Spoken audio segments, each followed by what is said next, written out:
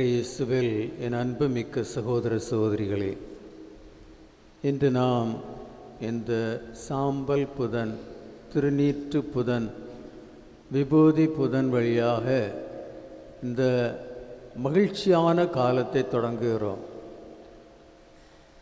தவக்காலத்தை பற்றி நினைச்சாலே ஐயோ என்ன 40 நாள், அப்படிப்பட்ட ஒரு எண்ணம் நம்முடைய மனதில் எப்போதும் இருக்கும். அது மட்டுமல்ல, இன்றைக்கு இங்கே வந்து எங்களுடைய ஆடை இந்த கலரை பார்த்தாலே மகிழ்ச்சி இல்லை. அதே போல் இன்னும் நெத்தியில் சாம்பல் பூசுவது, இதையெல்லாம் பார்க்கும்போது இந்த தவக்காலம் ஒரு பெரிய துக்கமான துயரமான காலம் என்று நாம் எண்ணுகிறோம். அது சரியல்ல. ஆங்கிலத்தில் இதை லென்டன் சீசன் சொல்லுவாங்க. லென்ட்னா lengthen from the Anglo Saxon word it is taken and that is Lent. லெண்ட்னா ஸ்ப்ரிங் சீசன். தவக்காலம் நமக்கு ஒரு ஸ்ப்ரிங் சீசனில் எல்லாம் நல்லா இருக்கும். கிளைமேட் நல்லா இருக்கும். மரங்கள், உதிர்ந்த மரங்கள்லேருந்து இளந்தளிர் வரும். எல்லாம் பச்சை பச்சையாக நல்ல அழகான காலம். அதுதான் தவக்காலம். திருவழிபாட்டு காலங்களில் மிகவும் சிறந்த காலம் தவக்காலம். அதனால் இதை அப்படி ஒன்று நினைக்கக்கூடாது. ஏனென்றால் இந்த காலத்தில் நாம் முக்கியமாக இறைவனிடம் வந்து சேருகிறோம். ஒருவரோடு ஒப்புரவு கொள்கிறோம். தன்னோடு நாம் ஒப்புரவு கொள்கிறோம். ஒரு ஒற்றுமையாக வரும் ஒரு காலமாக இது அமைகிறது. எனவே இந்த நோக்கத்தில் நாம் இந்த தவக்காலத்தை ஏற்றுக்கொள்ள வேண்டும். திருத்தந்தை லியோ தன்னுடைய தவக்கால சுற்றுமுடலில் சொல்கிறார், கடவுளை, கிறிஸ்துவை தன் வாழ்வின் மையமாக கொள்வதுதான் தவக்காலத்தின் நோக்கம். அவர்தான் எனக்கு எல்லாம். He is the center of my life. கடவுளை தன் வாழ்க்கைக்கு மையமாக கொள்வதுதான் தவக்காலத்தின் நோக்கம். அதனால் கடவுள் நம்மோடு இருக்கிறார், நம்ம வாழ்க்கைக்கு மையமாக இருக்கிறார். அது துயரமான செய்தியா? எவ்வளோ மகிழ்ச்சியான செய்தி. அதனால் இது ஒரு மகிழ்ச்சியான காலம். இதை நாம் உணர வேண்டும். இன்றைய முதல் வாசகத்திலே யோயல் என்ன அழகாக நம்மிடம் சொல்கிறார். அவர் என்ன சொல்கிறார் தெரியுமா? உண்ணா நோன்பிருந்து திரும்பி வாருங்கள். திரும்பி வருவதற்காக நம்மை அழைக்கிறார். மணமகன் தன் மணவரையை விட்டு வெளியே வரட்டும். திரும்பி வருவது அது ஒரு பயணத்தை நமக்கு குறிக்கிறது. நம்முடைய வாழ்க்கை ஒரு பயணமாக இருக்கிறது. நான் இப்போதான் நம்முடைய அந்த 2025ஆம் ஆண்டு ஜூபிலி ஆண்டாக கொண்டாடினோம். அந்த ஆண்டினுடைய ஜூபிலியின் முக்கிய கருத்து எதிர்நோக்கின் திருப்பயணிகள். நாம் பயணிகள். அதைத்தான் இன்றைய முதல் வாசகம் நமக்கு எடுத்துரைக்கிறது. திரும்பி வாருங்கள். நம்முடைய வாழ்க்கையில் நாம் திரும்பி வர வேண்டும். ஏனென்றால் நம்முடைய வாழ்க்கை நாம் கடவுளிடமிருந்து தொடங்கியுள்ளோம். திருமுழுக்கு என்ற அருட்சாதனம் வழியாக நம்மில் இறந்து நாம் உயிர்த்த இயேசுவின் வாழ்க்கையை பெற்று கடவுளிடமிருந்து இந்த வாழ்க்கையை தொடங்கி இருக்கின்றோம். அன்பார்ந்த சகோதர சகோதரிகளே, எனவே அந்த வாழ்க்கை நமக்கு கடவுளிடமிருந்து கிடைத்தது. அவரிடமிருந்த வாழ்க்கையை தொடங்கி பயணிக்கிறோம். இந்த பயணத்தில் நாம் ஒருவேளை பாதை மாறி வேறு திசையில் செல்பவர்களாக இருக்கலாம். அதனால்தான் இன்று திரு அவை நம்மை திரும்பி அழைக்கின்றது. திரும்பி வர வேண்டும். எனவே இந்த காலம் திரும்பி வரும் காலமாக நமக்கு அமையட்டும். அந்த ஊதாரி மகன் திரும்பி வருகிறான் தன் தந்தையிடம். அதே போல் நாமும் தந்தையிடம் திரும்பி வரும் காலமாக இந்த காலம் இருக்க வேண்டும். நம்முடைய ஒருவரோடு திரும்பி வரும். சில நேரங்களில் நாம் நம்முடைய குடும்பத்தில் பெற்றோர்கள், கணவன் மனைவிகள், பிள்ளைகள் அல்லது உறவுகள் அல்லது அடுத்து இருப்பவர்கள், அவர்களிடமிருந்து நாம் விலகி சென்று விட்டோம். ஏதோ சண்டை சச்சரவுகளினால் இப்போது அவர்களோடு பேச மாட்டோம். ஆனால் இந்த காலம் நமக்கு அவர்களிடம் திரும்பி வரும் காலமாக மாற வேண்டும். கடவுளிடம் திரும்பி வரும் காலம், அவர்களிடம் திரும்பி வரும் காலம். எல்லாவற்றையும் மறந்து மன்னித்து திரும்ப அவர்களிடம் வந்து அந்த உறவை வளர்க்கும் காலமாக இது அமைய வேண்டும். திரும்பி வரும் காலம். அதே போல் நாம் நம்மிடம் திரும்பி வர வேண்டும். நாம் கடவுளின் கோவில். அந்த கோவில் சுத்தமாக இருக்க வேண்டும், தூய்மையாக இருக்க வேண்டும். அங்கே கடவுள் நம்மிடம் குடிகொள்ள வேண்டும். எனவே நம்மை நோக்கி திரும்பி வந்து நம்மை சிந்தித்து பார்த்து, நம்முடைய வாழ்க்கையை சிந்தித்து பார்த்து, எதை இப்படி சரிவர செய்யலாம் என்பதற்காக நமக்கு கொடுக்கப்பட்ட காலம்தான் இந்த தவக்காலம். எனவே திரும்பி வருவதற்காக நமக்கு என்று சொல்லப்படுகிறது. அதுவும் யோவேல் என்ன சொல்கிறார்? ஆடைகளை கிழித்து அல்ல, வெளிவேடத்தால் அல்ல, ஆன்மீகம் நம்முடைய அகத்தில் கல்லான அந்த இதயம். ஆடையை கிழிப்பது ரொம்ப எளிது. ஆடையை கிழிப்பது ரொம்ப எளிது. அது ஒரு துணி, அதை கிழிச்சிடலாம். ஆனால் அந்த கல்லான இதயத்தை உடைப்பது ரொம்ப கடினம். அதற்காகத்தான் இன்று நமக்கு சொல்லப்படும் அந்த கல்லான இதயத்தை உடைத்து ஒரு இதயமாக மாற்றி, அன்பு செய்யும் இதயமாக அது மாற வேண்டும், மன்னிக்கும் இதயமாக அது மாற வேண்டும். அதற்காகத்தான் இந்த காலம் நமக்கு கொடுக்கப்படுகிற எவ்வளோ மேன்மையான காலம் இந்த காலம். இன்றைய பதிலுரை பாடலில் நாம் என்ன பார்க்கின்றோம்? நமக்கு ஒரு எடுத்துக்காட்டு. இன்றைய பதிலுரை பாடல் திருப்பாடல் 51வது இலிருந்து எடுக்கப்பட்டது. அது என்ன பாடல்? தாவூது அரசர், இறைவனுக்கு உகந்தவர், இறைவனால் தேர்ந்தெடுக்கப்பட்டவர், இறைவனால் அபிஷேகம் செய்யப்பட்டவர், அப்படிப்பட்ட ஒரு மேன்மையான அரசர். தாவூதின் வழி இறைமகன் வருகிறார். அப்படிப்பட்ட ஒரு மேன்மையான தேர்ந்தெடுக்கப்பட்டவர் பாவத்தில் விழுகிறார். பிட்சாவோடு சேர்ந்து அவர் பாவம் செய்கிறார். அந்த பாவத்தை நாத்தான் இறைவாக்கினர் வழியாக அந்த பாவத்தை அவருக்கு உணர்த்தியதும் அவர் தவம் செய்கிறார். சாம்பல் பூசி சாக்குடை அணிந்து தன்னுடைய பாவத்திற்காக பரிகாரம் செய்கிறார். அந்த நேரத்தில் அவர் இறைவனுக்கு அந்த பாடல் எழுதியது தான் என்னுடைய பதிலுரை பாடல். எனவே நமக்கு அது துணை செய்கிறது. இன்றைய 2ஆம் வாசகத்திலே புனித பவுல் கொரிந்தியருக்கு எழுதும்போது என்ன சொல்கிறார்? இது ஒரு தகுந்த காலம், இது நமக்கு தகுந்த காலம்.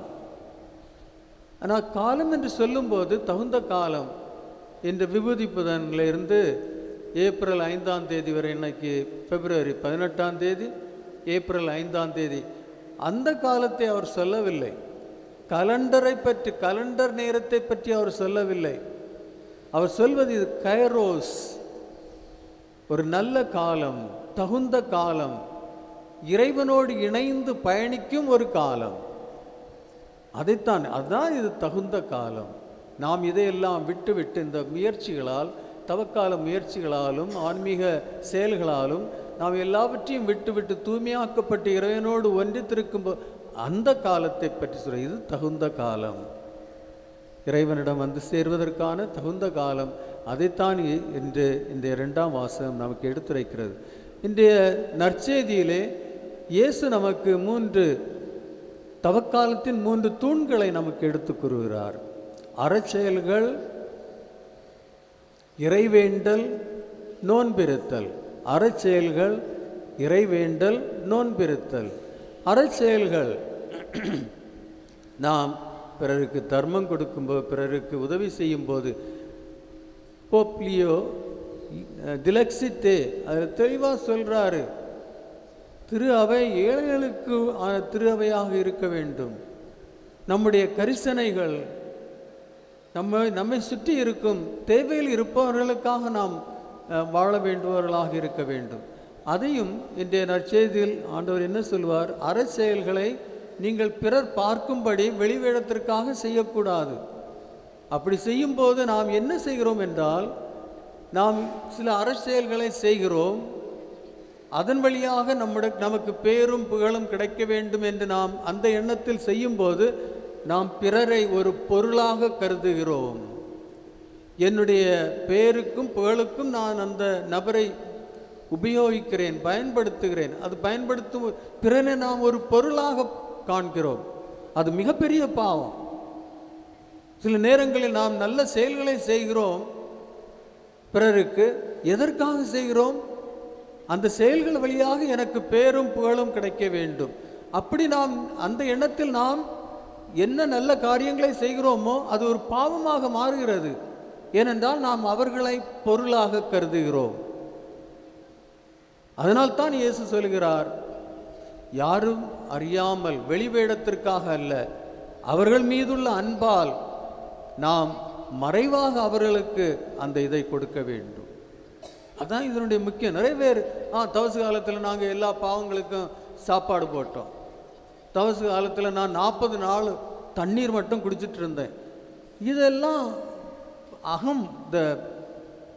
ஒருத்தனுடைய பெருமைக்காக, தற்பெருமையை வளர்ப்பது தான்.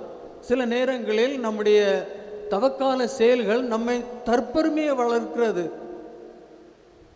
இது ஒரு தகுந்த காலம். அந்த தகுந்த காலத்தை சரியான முறையில் இயேசு நமக்கு சொல்வது போல் நான் பயன்படுத்தவில்லை என்றால் அது தற்பெருமையை வளர்க்கும் ஒரு காலமாக மாறுகிறது. ஈஸ்டர் அன்னைக்கு நான் சொல்லுவேன், நான் 40 நாள் தண்ணி மட்டும்தான் குடித்தேன், வேறு ஒன்றும் சாப்பிடலை. தொலைஞ்சி நீ இந்த 40 நாள் என்ன செய்தியோ அதெல்லாம் போச்சு, வீண். மாறாக அது பாவத்திற்கு காரணமாக மாறிவிட்டது. நீ தற்பெருமை உள்ளவனாக மாறிவிட்டாய் இந்த தவக்காலம். அதனால் தாழ்மை அதுதான் ரொம்ப முக்கியம். தாழ்மை. இந்த தவக்காலம் வழியாக நாம் தாழ்மை உள்ளவர்களாக, எளியவர்களாக மாற வேண்டும். அறச்செயல்களை செய்வது, இறைவேண்டல். அந்த இறைவேண்டல் வழியாக நாம் இறைவனோடு ஒன்றித்திருக்கின்றோம், இறைவனோடு பயணிக்கின்றோம். இறைவனோடு உள்ள அந்த உணர்வு அதான் இறைவேண்டல். ஜெபம் நம்முடைய வாழ்க்கை ஜெப வாழ்க்கையாக மாற வேண்டும். அன்பார்ந்த சகோதர சகோதரிகளே, இயேசுவின் வாழ்க்கையை நாம் நற்செய்தியில் படிக்கிறோம். அவர் ஜெபத்தால் தன் தந்தையோடு ஒன்றாக இருந்தார். அதான் நமக்கு முக்கியம். ஜெப வாழ்க்கை. நாம் ஜெப வாழ்க்கையை வாழ்கின்றோமா? அல்லது ஒரு சிறிய ஏதாவது ஜெப முயற்சிகள், spiritual exercises is not this one. அந்த எக்ஸசைஸ் வழியாக இறைவனோடு ஒன்றித்திருக்க வேண்டும். The constant awareness of the presence of God within. அதான் ஜெபம். அவரோடு ஒன்றித்திருப்பது. சில நேரங்களில் இந்த ஜெபமும் நமக்கு தற்பெருமையை கொடுக்கிறது. நான் 1000 ஜெபமாலை செய்து விட்டேன், தற்பெருமை. நான் நிறைய ஜெபம் செய்தேன், அதெல்லாம் இது ஒரு தற்பெருமையை கொடுக்கிறது அன்பார்ந்த சகோதர சகோதரிகளே. ஆனால் இந்த ஜெபம் என்பது, அதான் இயேசு சொல்கிறார், மறைவாக தன்னுடைய அறையில் சென்று கதவை மூடிவிட்டு அங்கே ஜெபம் செய். அதன் அர்த்தம் என்ன என்றால், அந்த ஜெபம் நம்மை இறைவனோடு ஒன்றிக்க வேண்டும், அவரோடு இணைய வேண்டும். அதுதான் ஜெபத்தின் முக்கியம்.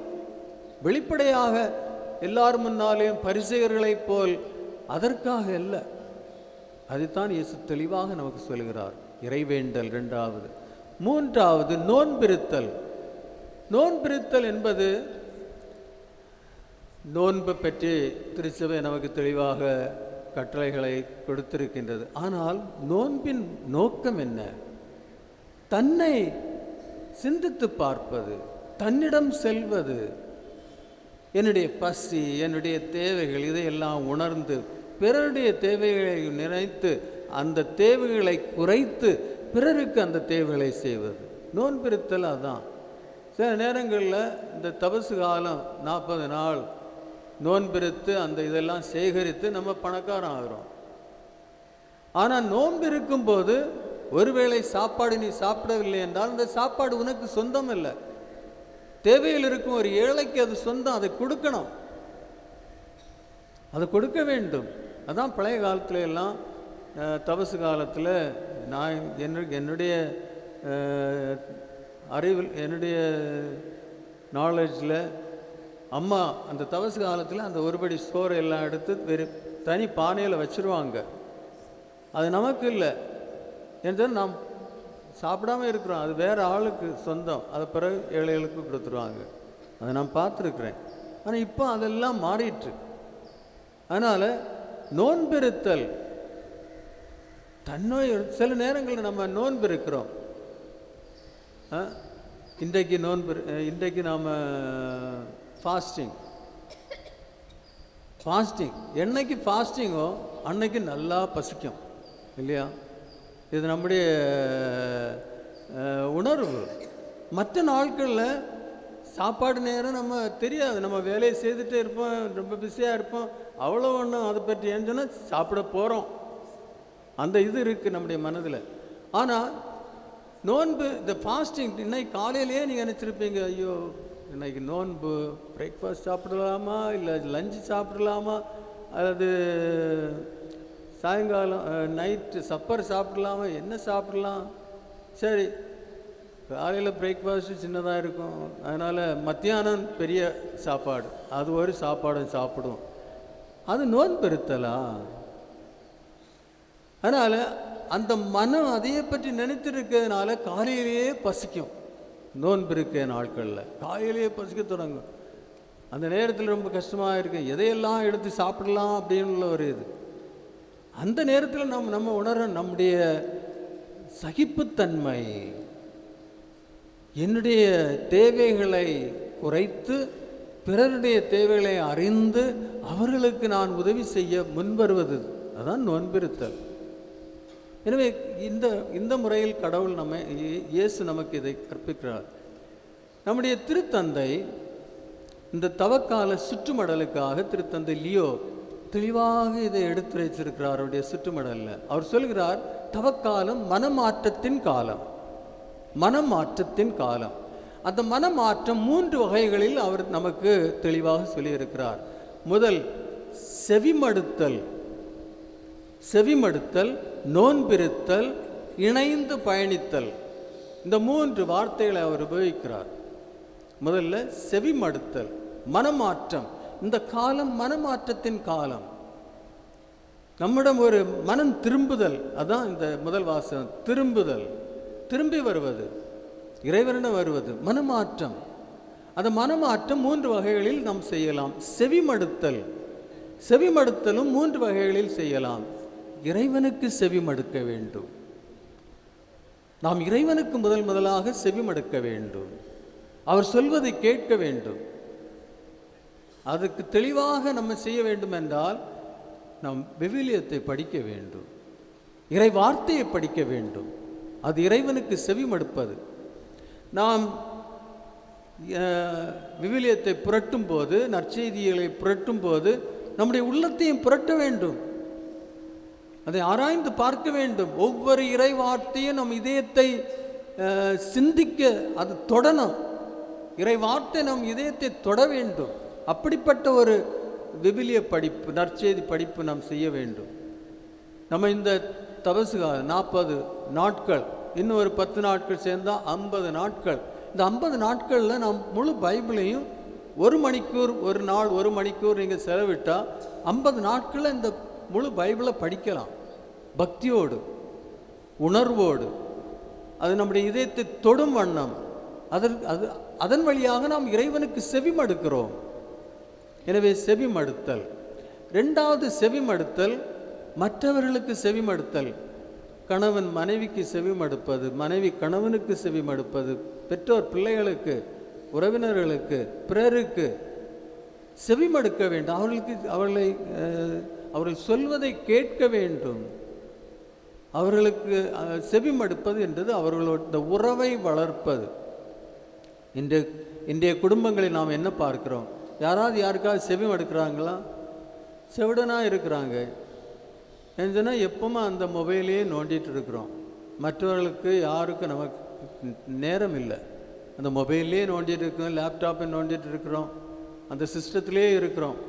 யாருக்கு நாம் செவி மடுக்கிறோம்? இந்த தவக்காலத்தில் இதை கொஞ்சம் குறைத்து சாப்பிடும்போது, குடும்பத்தில் ஒன்றா இருந்து சாப்பிடும்போது அந்த மொபைலை எல்லாம் தூர வச்சுட்டு சாப்பிடும். திருத்தந்தை பிரான்சிஸ் தெளிவாக சொல்வார், சாப்பாட்டு அறையில் மொபைல் கொண்டு வரக்கூடாது. சாப்பாட்டு அறைகளில் மொபைல் கொண்டு வரக்கூடாது. சாப்பிடும்போது மொபைலை வேறு எங்கேயாவது வச்சுட்டு இருக்கணும். சேர்ந்து அந்த குடும்பம் ஒன்றாக இணைய வேண்டும். பிறருக்கு செவிமடுக்க வேண்டும். பிறருடைய தேவைகளை கேட்க வேண்டும். அவர் சொல்வதை கேட்க வேண்டும். அப்போது அவர்கள் நினைப்பார், என்ன விரும்புகிறாங்க. அந்த செவிமடுத்தல். அதன் பிறகு நோன்பிருத்தல். அதையும் அவர் தெளிவாக சொல்கிறார். நோன்பிருத்தல் சும்மா இந்த ஒரு உணவை விட்டுக்கொள்வதால் நோன்பிருத்தல் முடியாது. No, is not. It says fast from gossiping, பிறரை இழிப்பது, பிறரை பழிப்பது, அதுலேருந்து நம்ம நோன்பிருக்க வேண்டும். நான் பிறருக்கு எதிராக ஒன்றும் பேச மாட்டேன், பிறருடைய பேரை கெடுக்கும் வண்ணம் ஒன்றும் சொல்ல மாட்டேன். அப்படிப்பட்ட நோன்பு, அதுதான் இறைவனுக்கு பிரியமுள்ள நோன்பு. திருத்தந்தை அதை அழுத்தமாக சொல்கிறார். திருத்தந்தை லியோ, நோன்பிருத்தல் என்பது பொறாமையை விட்டுவிடுவது, காசிப்பிங் இஸ் விட்டுவிடுவது, பிறரை பழிப்பதை விட்டுவிடுவது, பிறருக்கு எதிராக பல செய்திகளை பரப்பது, அதிலிருந்து நோன்பிருக்க வேண்டும். அதைத்தான் திருத்தந்தை நோன்பிருத்தல் என்று சொல்கிறார். அதன் பிறகு கடைசியாக இணைந்து பயணிப்பது, சேர்ந்து பயணிப்பது, அதுதான் திரு அவை, கூட்டொருங்கி இயக்க திரு அவை, இணைந்து பயணிப்பது. எனவே அன்பார்ந்த சகோதர சகோதரிகளே, இந்த தவக்காலத்தை நாம் இந்த நிலையில் நல்ல முறையில் இதை அனுசரித்து நம்முடைய வாழ்க்கையில் ஒரு மனமாற்றத்தை கொண்டு வர இந்த தவக்காலத்தில் நாம் இறைவனை வேண்டுவோம்.